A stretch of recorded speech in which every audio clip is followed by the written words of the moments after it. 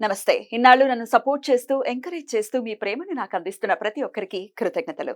అలాగే ఈ వీడియో కూడా ఖచ్చితంగా మీకు ఉపయోగపడుతుంది. లైక్, షేర్ అండ్ సబ్స్క్రైబ్ చేసి మీ సపోర్ట్‌ని నాకు అందించండి. అలాగే ఈ వీడియో పట్ల మీకున్న అభిప్రాయాన్ని కామెంట్ సెక్షన్‌లో కామెంట్ చేసి తెలియజేయండి. ఇప్పుడు వీడియోని చూద్దాం. నమస్తే, వెల్కమ్ టు అవర్ ఛానల్. నేను పద్మిని. ప్రస్తుతంతో పాటు ప్రముఖ ఆధ్యాత్మికవేత్త, నారీ సేన ఫౌండర్, దత్త ఉపాసకురాలు శ్రీమతి లతా దత్త గారు మనతో పాటు ఉన్నారు. మాట్లాడదాం. అక్క నమస్తే అక్క. జయ గురుదత్తారా. శ్రీ గురుదత్త. మంత్రం సిద్ధించటం అనేది ఖచ్చితంగా చేసుకోవాలి. పెద్ద పెద్ద వాళ్ళు, ఈ సాధనా మార్గంలో ఉన్న వాళ్ళు ఖచ్చితంగా అక్షర లక్ష చేశామండి. ఇప్పుడు అష్టాక్షరి చేస్తే 8 లక్షల సార్లు చేస్తే అది అక్షర లక్ష. అయ్యో బాబోయ్, నమశివాయ పంచాక్షరి 5 లక్షల సార్లు. అవును. అంటే ఎంత అంటే డెడికేటెడ్ గా ఉంటే అది సాధ్యపడుతుంది అనేది. 24 అక్షరాలు ఉంటే 24 లక్షల సార్లు. గాయత్రి చేయాలంటే 24 లక్షలు. 24 అట్లా లక్షల చేసే సార్లు. వాళ్ళు ఎంతో మంది. ఇట్లా అవును. అది సిద్ధి పొందాలి అంటే దాని పవర్ దానికి రావాలి, యాక్టివేట్ అవ్వాలి అని అంటే దానికి ఒక సంఖ్య ఉంటుంది. ఆ సంఖ్య పరంగా చక్కగా చేసుకోవాల్సి ఉంటుంది. అయితే ఈ మంత్ర సిద్ధిని పొందాలి అని అనుకుంటే ఎట్లాంటి మంత్రం కొంచెం సులభతరంగా ఏదైనా ఉందా? మంత్ర సిద్ధిని పొందడం, మంత్ర సిద్ధిని పొందితే అసలు ఏం జరుగుతుంది? అది విషయాలు ఒక్కసారి మీ ద్వారా. ఖచ్చితంగా ఉంది పద్మిని. దత్తాత్రేయ స్వామి వారి మంత్రసిద్ధి పొందాలి అని చాలా మంది కూడా తాతాలాడుతూ ఉంటారు. మాకు ఎలా కలుగుతుంది? దత్తాత్రేయ స్వామి వారి మంత్రసిద్ధి కలగాలి, మాకు దత్తాత్రేయ స్వామి వారి అనుగ్రహం కలగాలి, మాకు ఆ విధానం చెప్పండి అంటూ ఉంటారు. ఇప్పుడు నేను చెప్పేది ఇద్దరు హరిహరులకు సంబంధించి, దత్తాత్రేయ ఇద్దరికి సంబంధించి స్వామి చెప్పారు. ఇది చాలా చక్కగా ఎవరైతే మనసా వాచ కర్మన అంటే 24 గంటలు దత్తా దత్తా అనుకుంటూ ఉంటామని చెప్పే వాళ్ళు చాలా మంది ఉన్నారు భక్తులు. అవును, అవును. చాలా మంది. అక్షర మీరు దత్తానామ స్మరణం, దత్తనామ మహాయజ్ఞం చేయటం అది ఎలా అయితే అలవాటు చేశారో అసలు చక్కగా దత్త దత్త దత్త అని అలవాటు అయిపోయింది. మనసు పట్టుకోవడం మొదలు పెట్టింది. మనసు పట్టుకుంది. టాస్క్ ఇచ్చారు. అందరూ కూడా దానికి Connect అయిపోయారు, కనెక్ట్ అయిపోయారు, ఎడిక్ట్ అయిపోయారు. ఎలా అంటే అదే కావాలి మనకి. మంచి ఎడిక్షన్స్ కావాలి, బ్యాడ్ ఎడిక్షన్స్ కాదు. నామజపము ఒక ఎడిక్షన్ అలాగా. ఇప్పుడు నేను చెప్పేది ఇది మూల మంత్రం, దత్తాత్రేయ స్వామి వారి మూల మంత్రం. ఈ మూల మంత్రం ఎవరైతే భక్తి శ్రద్ధలతో గనక రోజుకి 2016 సార్లు 2016 టైమ్స్ పర్ డే ఎవరైతే ఈ మంత్రాన్ని జపిస్తారో 108 రోజులు, 2016 అంటే టోటల్ 9 సంఖ్య వచ్చింది, భక్తి సంఖ్య. భక్తి సంఖ్య వచ్చింది 108 రోజులు, అక్కడ 9 సంఖ్య భక్తి సంఖ్య వచ్చింది. ఎవరైతే దీన్ని మంత్రాన్ని 2016 సార్లు 108 రోజులు చేస్తారో జప సంఖ్య 2,17,000 సార్లు అయింది. 2,17,000 టైమ్స్ అయింది. అప్పుడు వీళ్ళకి ఈ మంత్రం సిద్ధిస్తుంది. సిద్ధిస్తే ఏంటక్క ఏం పొందేటటువంటి పరిస్థితి అంటే మెయిన్ దత్తాత్రేయ స్వామి జ్ఞానప్రదాత. ఒక మనిషిలోని ట్రాన్స్ఫర్మేషన్ మొదలవుతుంది. ఒక మనిషిలోని చెడు భావనలు, చెడు స్పందనలు పోయి మంచి ఆలోచనలు, మంచి కర్మ చేసే విధంగా స్వామి నడిపిస్తూ ఉంటారు.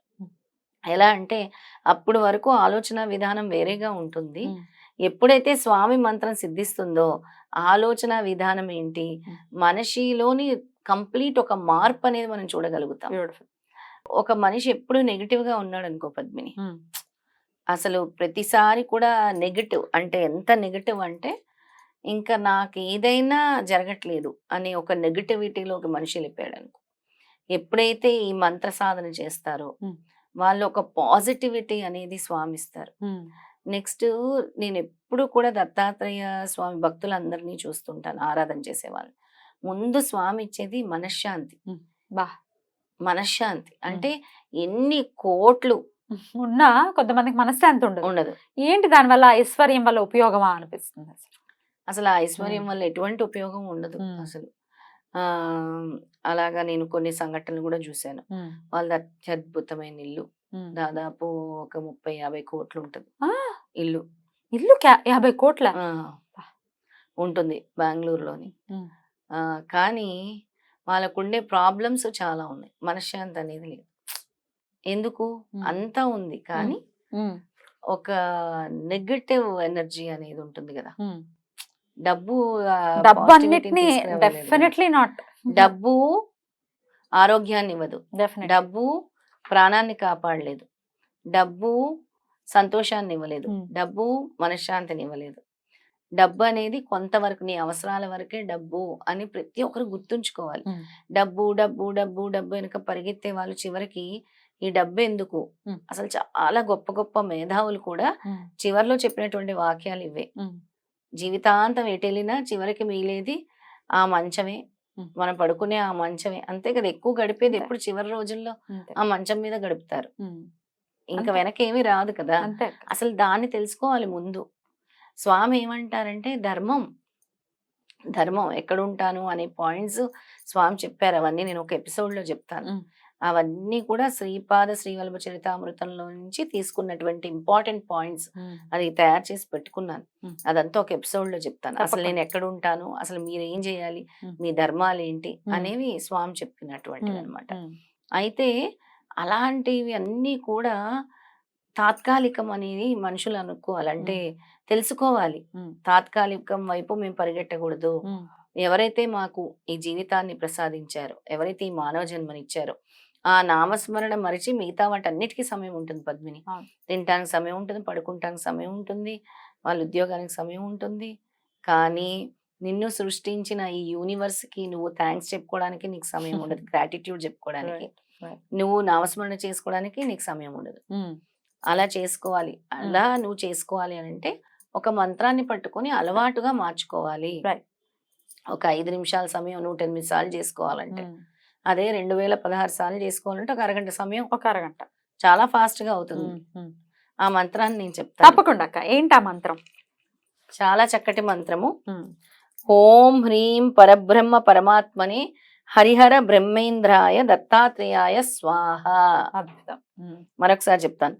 ఓం హ్రీం పరబ్రహ్మ పరమాత్మనే హరిహర బ్రహ్మేంద్రాయ దత్తాత్రేయాయ స్వాహ. చాలా బాగా చెప్పారు. Right right. అది చక్కగా 2016 సార్లు పర్ డే చేసుకోవాలి. పర్ డే 108 రోజులు డివైడ్ చేసుకోవచ్చు అక్క. పొద్దున్న ఒక 1000 సార్లు, సాయంత్రం ఉదయం సాయంత్రం కలిపి 2016 సార్లు చేసుకోవచ్చు. కొంచెం ఫ్లెక్సిబుల్ గా ఉంటుంది కదా. ఉదయం ఒక 1000 సార్లు, సాయంత్రం ఒక 1016 సార్లు చేసుకోవచ్చు. Right right. అలాగే డివైడ్ చేసుకొని చేసుకోవచ్చు. ఏమైనా నియమాలు ఉంటాయి ఈ మంత్రానికి? ఈ మంత్రము నియమాలు అంటే మనం చేసినన్ని రోజులు కూడా నియమ నిబంధనలు పాటిస్తే చాలా మంచిది. మంత్రసిద్ధి చేయబోతున్నారు కాబట్టి ఇంకా మీరు బ్రహ్మచర్యం పాటిస్తే మంచిది. అలాగే నేను ఎప్పుడు చెప్తాను, మధు మత్స్య ఇవి అంటారు కదా, ఇవన్నిటికి దూరంగా ఉండాలి. మత్స్య మాంసాలకి వీటన్నిటికి కూడా దూరంగా ఉండాలి. అలాగే మంచి వాక్యాలు పలకాలి. దేవుడి మీద ఎక్కువ దృష్టి ఉండాలి, ఆరాధన ఉండాలి. దేవుడి మీదే మనసు లగ్నం చేయాలి.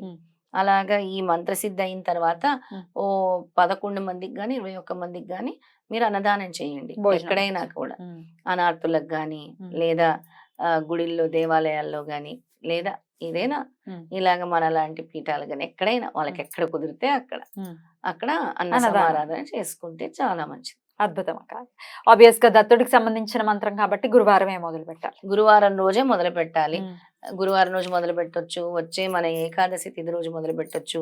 నెక్స్ట్ వీక్ ఏకాదశి వస్తుంది కదా, అసలు ఏకాదశి ఎప్పుడు వచ్చినా అప్పుడు మొదలు పెట్టుకోవచ్చు. ఎందుకంటే మనం పీఠం కూడా ఏకాదశి రోజే మొదలు పెట్టారు. అప్పుడే 15 రోజులు వచ్చేస్తుంది కరెక్ట్ గా. అలా ఏకాదశి తిథి తప్పకుండా అలా నెరవేర్చుకోవాలి దత్తుడు అనుగ్రహంతో అని మనస్ఫూర్తిగా కోరుకుంటూ చాలా చక్కగా వివరించారక. కృతజ్ఞతలు. నమస్తే. జై గురుదత్త. శ్రీ గురుదత్త.